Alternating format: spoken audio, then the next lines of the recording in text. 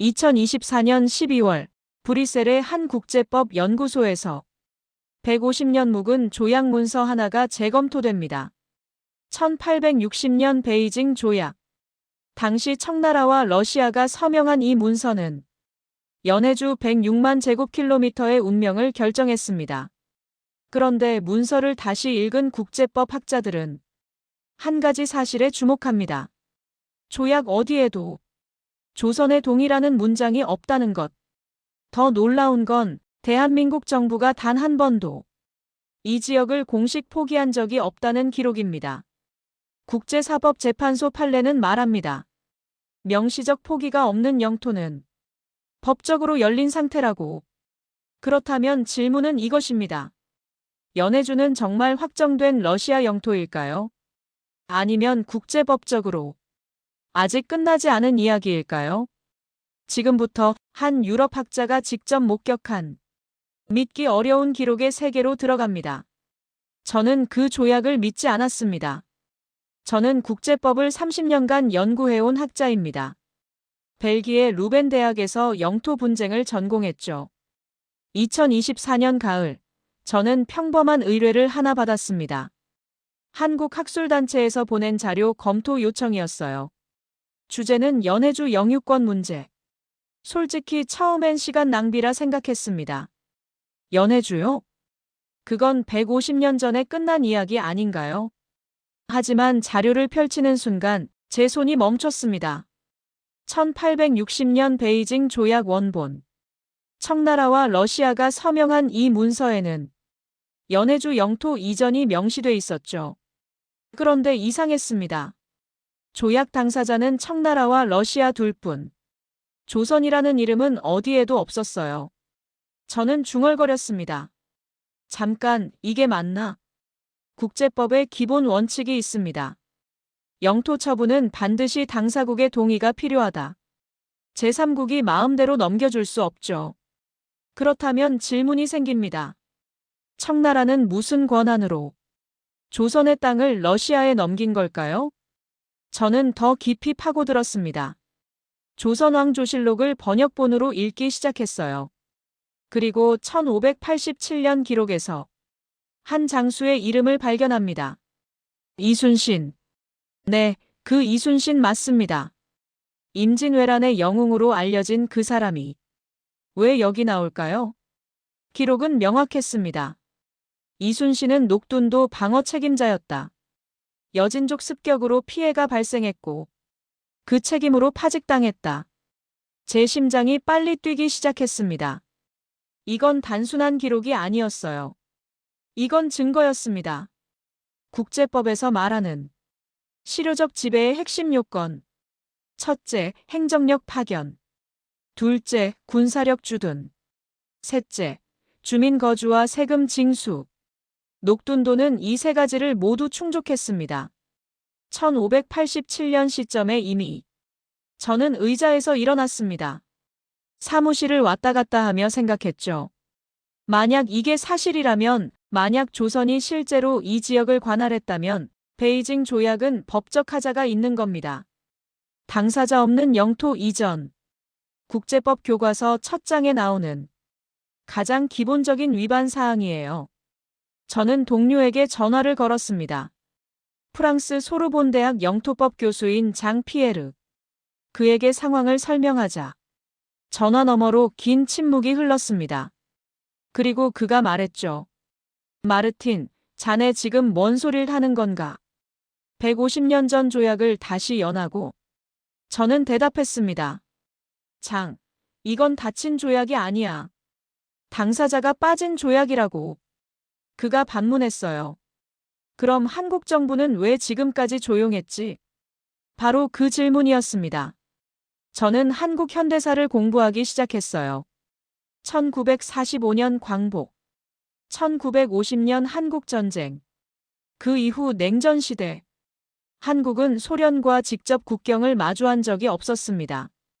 북한이라는 완충지대가 있었죠. 그리고 더 중요한 건 한국은 생존이 급했다는 겁니다. 분단된 나라, 전쟁의 폐허, 미국과의 동맹에 의존한 안보.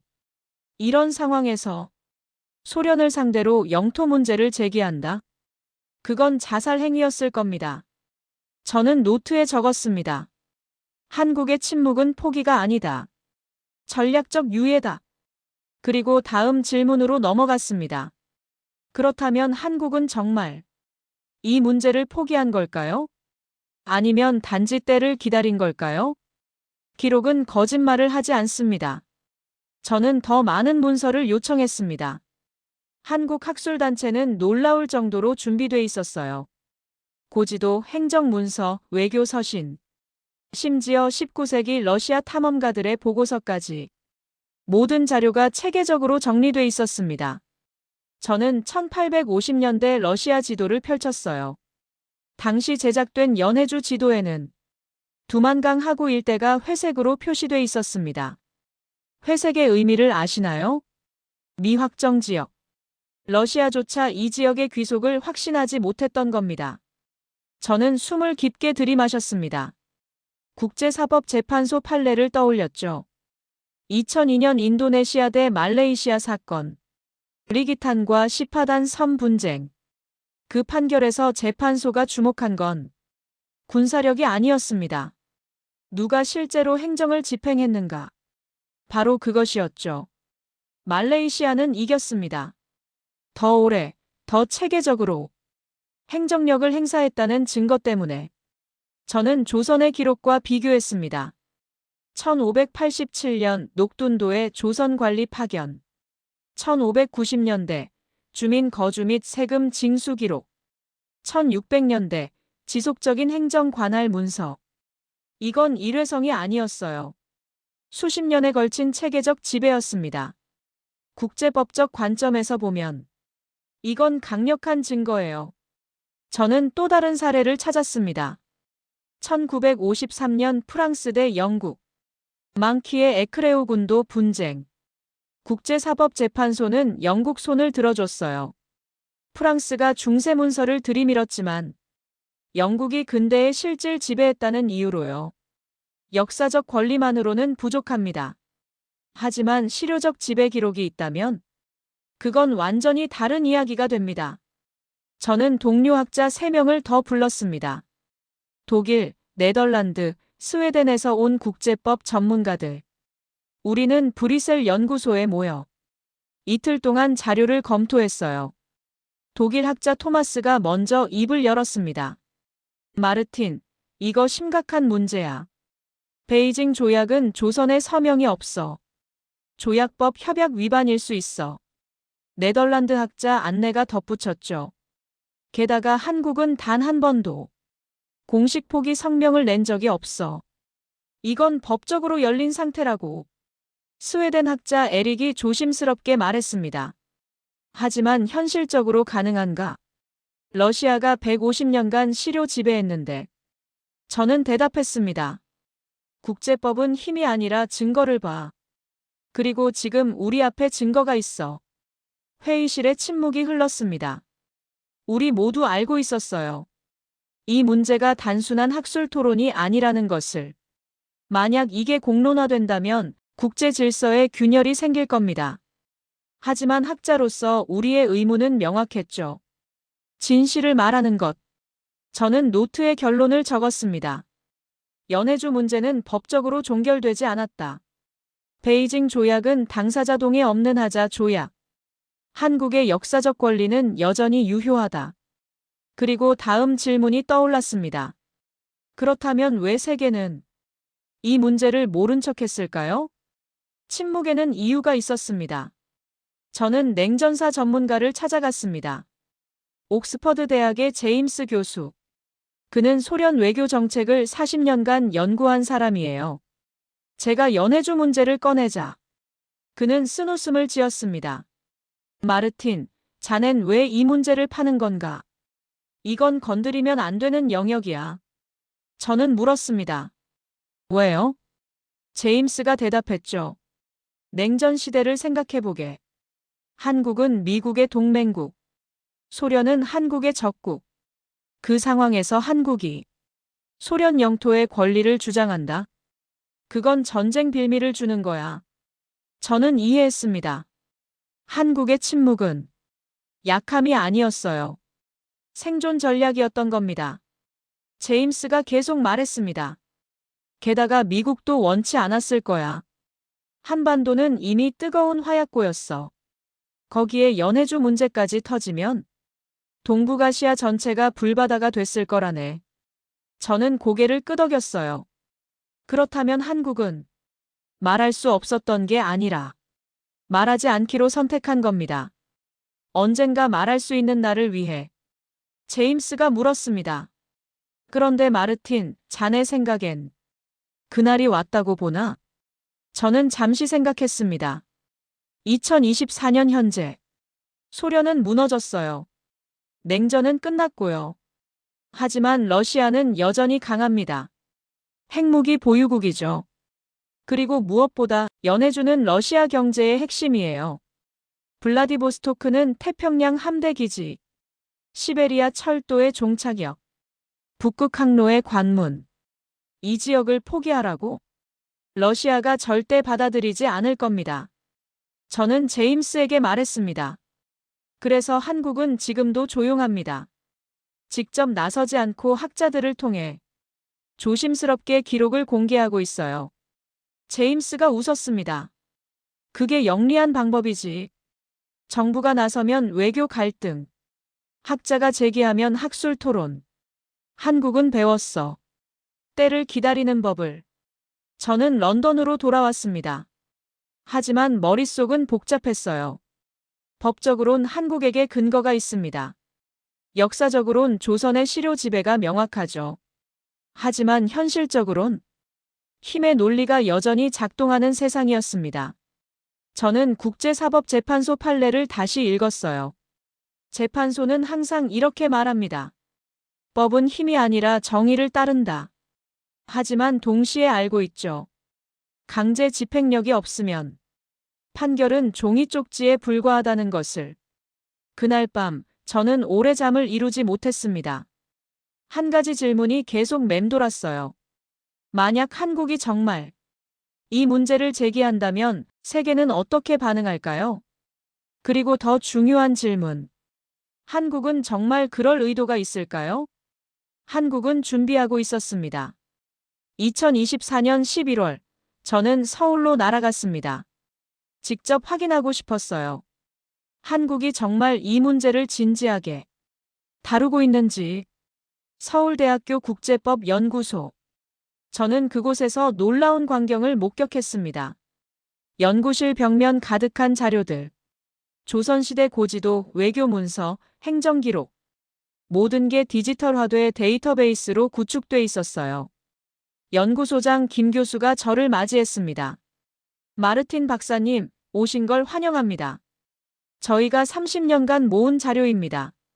30년이요? 네, 1994년부터 시작했습니다. 소련 붕괴 직후부터요. 저는 숨이 멎는 듯 했습니다.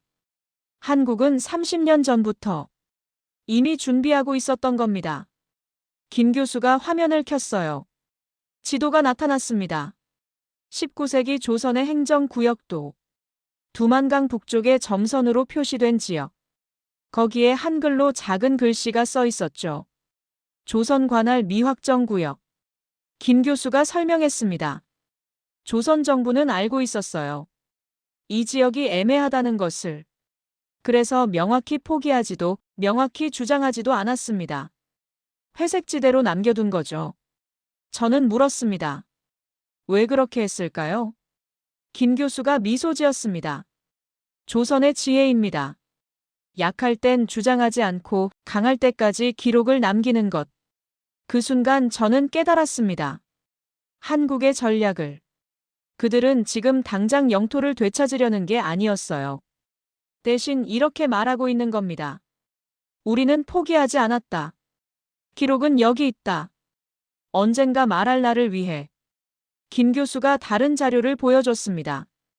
국제사법재판소 판례 분석 보고서, 유엔 해양법 협약 검토 문서, 심지어 영토 분쟁 해결 전략 시뮬레이션까지. 이건 단순한 학술 연구가 아니었습니다. 법적 전쟁 준비였어요. 저는 조심스럽게 물었습니다. 그럼 언제 이 카드를 쓸 건가요? 김 교수가 창밖을 바라봤습니다. 그건 시간이 결정할 겁니다. 지금은 때가 아니에요. 러시아는 여전히 강하고 북한 문제도 해결되지 않았죠. 하지만 역사는 깁니다. 50년, 100년 후를 보는 거예요. 저는 전율했습니다.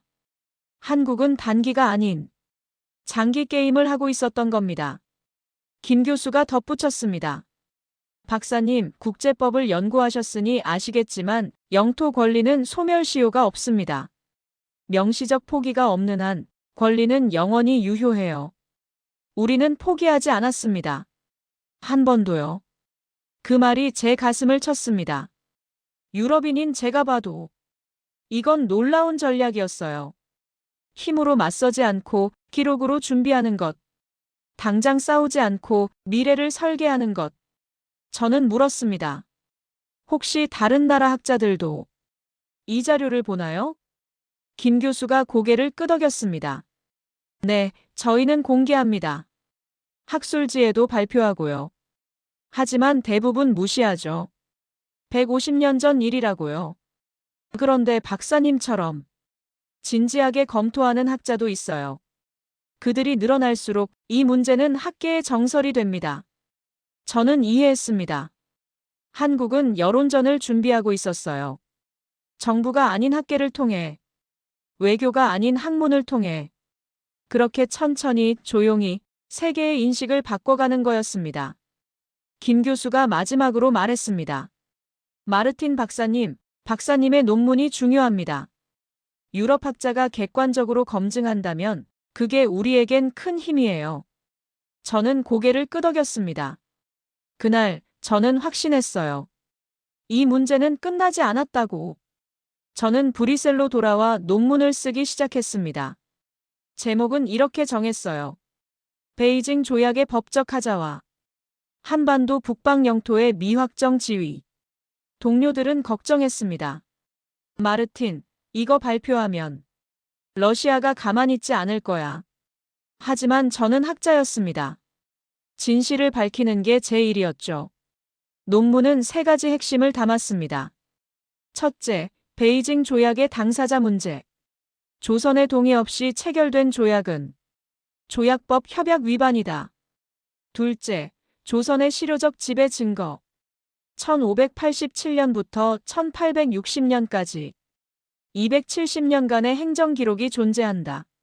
셋째, 한국 정부의 비포기 입장. 단 한 번도 공식 포기 성명이 없었다. 2025년 3월 논문이 출판됐습니다. 국제법 저널에 실린 제 논문은 조용히 하지만 확실히 퍼져나갔어요. 처음엔 학계 내부에서만 논의됐습니다. 하지만 3주 후 프랑스 르몽드 신문이 기사를 썼어요.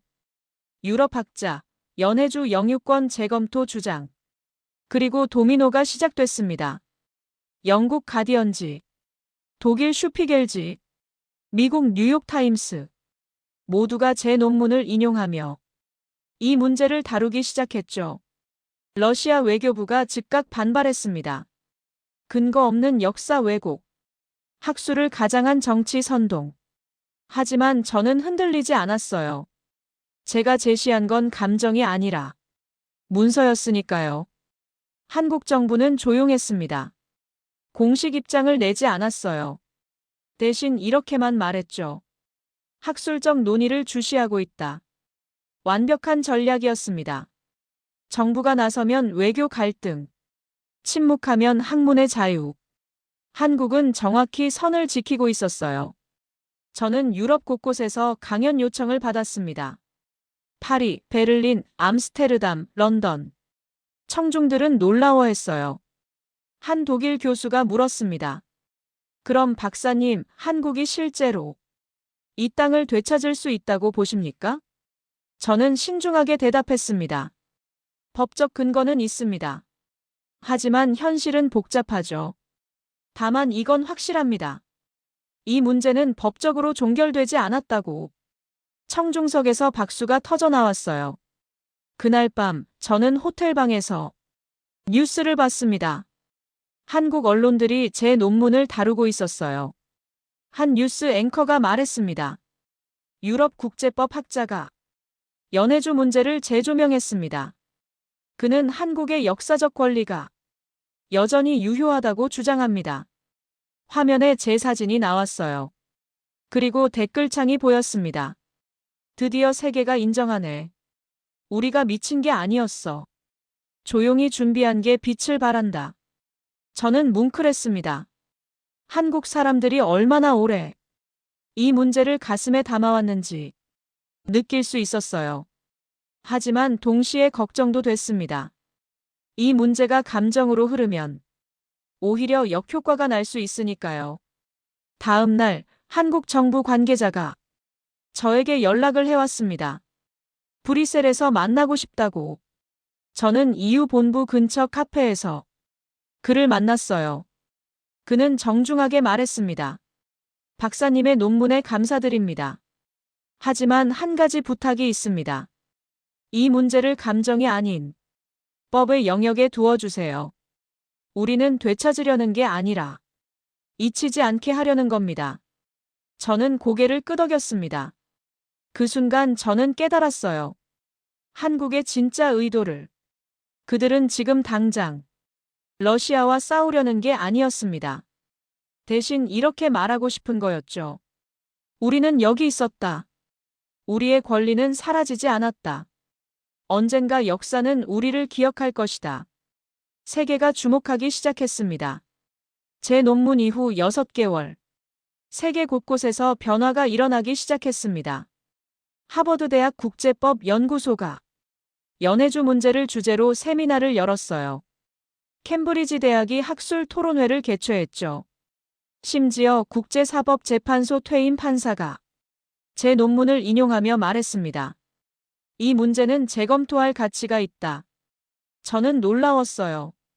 불과 1년 전만 해도 아무도 관심 없던 주제였는데 지금은 국제법 학계의 뜨거운 감자가 돼 있었습니다. 그리고 더 놀라운 건 한국이 아무것도 하지 않았다는 거예요. 정부는 여전히 침묵했고 언론도 과하게 다루지 않았죠. 대신 학자들이 조용히 자료를 공개하고 있었습니다. 영국 박물관에 보관된 조선지도, 프랑스 국립도서관의 외교 문서, 러시아 국립기록보관소의 탐험 보고서. 하나씩 천천히 증거가 세상에 나오고 있었어요.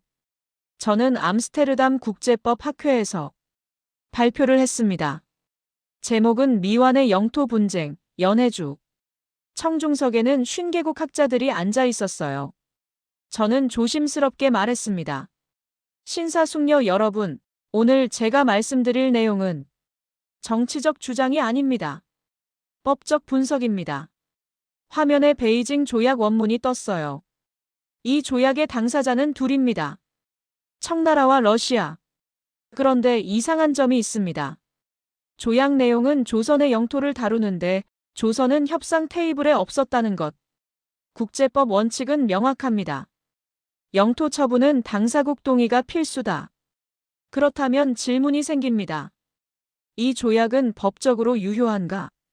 청중석에서 웅성거림이 일었어요. 러시아 학자 한 명이 손을 들었습니다. 그럼 박사님, 현재 러시아의 150년 시료 지배는 무시하자는 겁니까? 저는 차분히 대답했습니다. 아닙니다. 러시아의 지배는 현실입니다. 하지만 법적 정당성과 사실상 지배는 다른 문제죠. 국제법은 사실이 아니라 권리를 다룹니다. 그리고 한국은 단 한 번도 그 권리를 포기하지 않았어요. 중국 학자가 끼어들었습니다. 하지만 청나라가 조선을 대표할 권한이 있지 않았습니까? 저는 고개를 저었습니다. 그건 제국주의 시대 논리입니다. 현대 국제법은 그것을 인정하지 않아요. 각 국가는 주권 평등. 그게 유엔 헌장 제2조의 원칙입니다. 회의장이 조용해졌습니다. 그리고 네덜란드 원로 학자가 천천히 말했어요. 마르틴 박사의 말이 맞습니다. 법적으로 이 문제는 열려 있어요. 다만 정치적으로 어려울 뿐이죠. 바로 그거였습니다. 법과 정치의 간극. 국제법은 한국 편을 들지만 국제 정치는 러시아 편을 듭니다. 발표가 끝난 후 여러 학자들이 저를 찾아왔어요. 일본 학자 한 명이 조심스럽게 물었습니다. 박사님, 혹시 한국 정부로부터 지원받으신 겁니까? 저는 웃었습니다. 한 푼도 받지 않았습니다. 순수하게 학술적 관심이에요.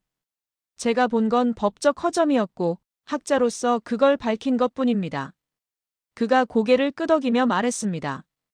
그래서 더 설득력이 있는 것 같습니다. 그날 저녁 저는 호텔에서 한국 뉴스를 봤어요. 제 발표가 다뤄지고 있었습니다. 하지만 한국 언론의 태도가 흥미로웠어요. 그들은 흥분하지 않았습니다. 과장하지도 않았죠. 대신 이렇게 전했어요. 유럽 학계, 연해주 문제 학술 토론 확대, 국제법적 재검토 필요성 제기, 사실만 전달하는 톤, 감정을 배제한 보도. 저는 감탄했습니다. 한국은 배웠어요. 때를 기다리는 법을. 그리고 그 기다림이 조금씩 결실을 맺고 있었습니다. 세계가 듣기 시작했으니까요. 2025년 여름, 저는 블라디보스토크에 갔습니다. 직접 보고 싶었어요. 논쟁의 중심인 그 땅을. 비행기가 착륙하며 창밖으로 보이는 풍경. 푸른 바다와 맞닿은 항구 도시. 시베리아 철도의 종착역. 그리고 저 멀리 보이는 두만강 하구. 가슴이 뛰었습니다. 저는 현지 역사학자를 만났어요. 러시아인 알렉세이 교수. 그는 솔직했습니다. 마르틴, 이곳 사람들도 알아요. 이 땅이 원래 러시아 땅이 아니었다는 걸. 하지만 이젠 우리 땅입니다. 150년을 살았으니까요. 저는 물었습니다.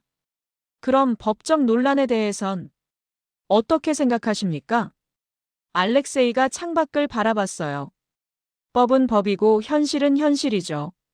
한국이 법적 권리를 주장할 순 있어요. 하지만 여기 사는 60만 러시아인은 어디로 가라는 겁니까? 저는 고개를 끄덕였습니다. 바로 그 지점이었어요. 이 문제의 핵심.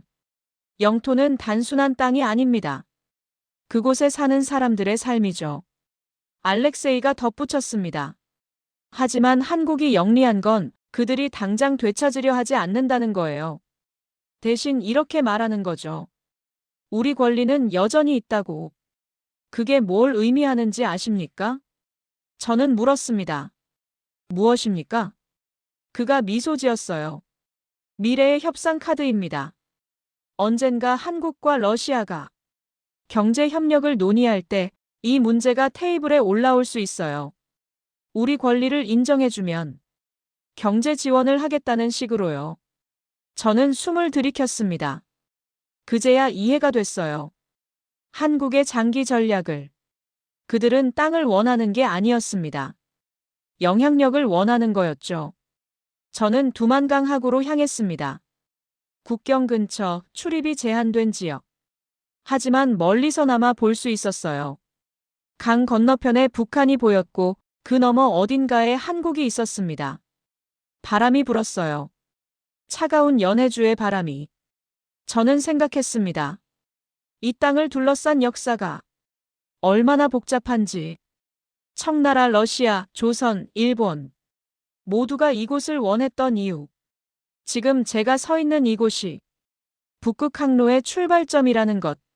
시베리아 횡단철도와 한반도 종단철도가 만날 수 있는 곳. 그리고 무엇보다 이곳 지하에 자원이 잠들어 있다는 것. 연해주는 단순한 과거가 아니었습니다. 미래였어요. 저는 블라디보스토크로 돌아왔습니다. 항구를 걸으며 생각했죠. 만약 50년 후 북한이 개방되고 한반도가 통일된다면 그때 이 문제는 어떻게 될까요? 한국은 그 미래를 보고 지금 기록을 남기는 건 아닐까요? 저는 확신했습니다. 한국의 전략은 세대를 넘어선 계획이라고. 그날 밤 호텔에서 논문 후속편을 썼어요. 제목은 연해주와 동북아 미래 질서. 핵심은 이거였습니다. 연해주 문제는 과거 청산이 아니라 미래 설계의 일부다. 한국은 이 카드를 통해 동북아시아 질서 재편에 목소리를 내려는 것이다. 그리고 이건 영리한 전략이다. 당장 싸우지 않고 준비하며 기다리는 것. 약할 땐 침묵하고 강해지면 말하는 것. 한국은 정확히 그렇게 하고 있었습니다. 조용히 준비한 나라의 방식. 2025년 겨울, 저는 연구를 마무리했습니다. 2년간의 조사와 분석, 수백 건의 문서 검토, 수십 명의 학자와 대화. 그리고 제가 내린 결론은 명확했습니다. 연해주는 법적으로 완전히 끝난 문제가 아니다. 하지만 동시에 현실적으로 되돌릴 수도 없다. 그렇다면 이 문제의 의미는 무엇일까요? 저는 마지막 논문을 썼습니다. 한국의 영토 전략, 잊지 않기의 정치학. 핵심은 이것이었어요. 한국은 연해주를 되찾으려는 게 아니다. 대신 이렇게 말하고 있다. 우리는 포기하지 않았다. 우리의 역사는 여기 있다. 언젠가 역사가 우리를 기억할 것이다. 이건 영토 전쟁이 아니었습니다. 기억의 전쟁이었죠. 한국은 세계에 메시지를 보내고 있었어요.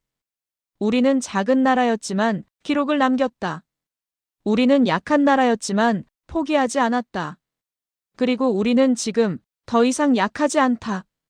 12월의 어느 날, 저는 브뤼셀 EU 본부에서 최종 발표를 했습니다. 주제는 21세기 영토 분쟁의 새로운 양상. 저는 청중들에게 말했습니다. 신사숙녀 여러분, 우리는 새로운 시대를 목격하고 있습니다. 과거엔 영토 분쟁이 전쟁으로 해결됐습니다. 하지만 지금은 다릅니다. 법과 기록으로 싸우는 시대죠. 한국의 연해주 전략이 바로 그겁니다. 그들은 총을 들지 않았어요. 대신 문서를 들었습니다. 위협하지 않았어요. 대신 기록했습니다. 그리고 80년을 기다렸습니다. 청중석에서 박수가 터져 나왔어요. 발표 후 한 EU 관료가 다가왔습니다. 박사님, 흥미로운 분석이었습니다. 그런데 한 가지 궁금한 게 있어요. 한국은 정말 이 문제를 국제 무대에 올릴까요? 저는 잠시 생각했습니다. 그리고 대답했죠. 글쎄요, 당장은 아닐 겁니다. 하지만 50년 후, 100년 후는 모르죠. 중요한 건 가능성을 열어둔다는 겁니다. 그게 한국의 방식이에요. 그가 고개를 끄덕였습니다. 영리하군요. 당장 싸우지 않으면서도 절대 잊히지 않게 만드는 것. 바로 그겁니다. 저는 런던 집으로 돌아왔어요. 책상 위에 쌓인 자료들을 보며 2년간의 여정을 되돌아봤습니다. 처음엔 단순한 호기심이었어요. 150년 전 조약의 법적 허점. 하지만 파고들수록 저는 더 큰 것을 보게 됐습니다. 한 나라의 전략을, 한 민족의 집념을. 그들은 소리치지 않았습니다. 위협하지도 않았죠. 대신 조용히, 아주 조용히 준비했어요. 기록을 모으고 자료를 정리하고 학자들을 통해 세계에 알렸습니다. 그리고 지금 세계가 듣기 시작했습니다.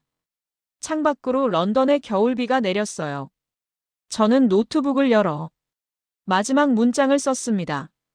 연해주는 한국 땅이 아닐 수도 있다. 하지만 분명한 건 한국 땅이 아니라고 확정된 적도 없다는 사실이다. 역사는 잊지 않는다. 기록은 사라지지 않는다. 그리고 조용히 준비한 나라는 언젠가 말할 자격을 갖게 된다. 저는 파일을 저장했습니다. 그리고 생각했죠. 제가 유럽 학자로서 이 문제를 다룬 이유는 뭘까요? 정의 때문일까요? 학문적 호기심 때문일까요? 아마 둘 다일 겁니다. 하지만 무엇보다 저는 감동했어요. 한 나라가 얼마나 오래, 얼마나 끈질기게 자신의 권리를 지켜왔는지. 힘이 없을 땐 침묵했지만 포기하지 않았던 그 자세. 한국은 제게 가르쳐줬습니다. 진짜 힘은 소리에서 나오지 않는다고. 준비해서 나온다고. 당장 이기지 못해도 기록을 남기면 언젠가 역사가 말해줄 거라고. 저는 창밖을 바라봤습니다. 런던의 밤하늘. 그리고 저 멀리 동쪽 한반도가 있는 방향. 저는 확신했습니다. 이 이야기는 끝나지 않았다고. 아니, 어쩌면 이제 시작인지도 모른다고. 조용히 준비한 나라의 긴 여정이. 그리고 언젠가 세계가 그 준비를 목격하게 될 날이 올지도 모른다고. 저는 컴퓨터를 끄고 책상을 정리했습니다. 밤은 깊어갔지만 제 마음은 이상하게 평온했어요. 진실을 밝혔다는 안도감. 그리고 한 나라의 전략을 세계에 알렸다는 뿌듯함. 연해주. 그 이름은 이제 제 인생에서 지워지지 않을 기억이 될 겁니다. 그리고 언젠가 역사책에 남을 이름이 될지도 모르죠. 조용히 준비한 나라가 마침내 말할 날이 온다면. 감동의 대륙 이야기를 들어주셔서 감사합니다. 구독과 좋아요 부탁드립니다.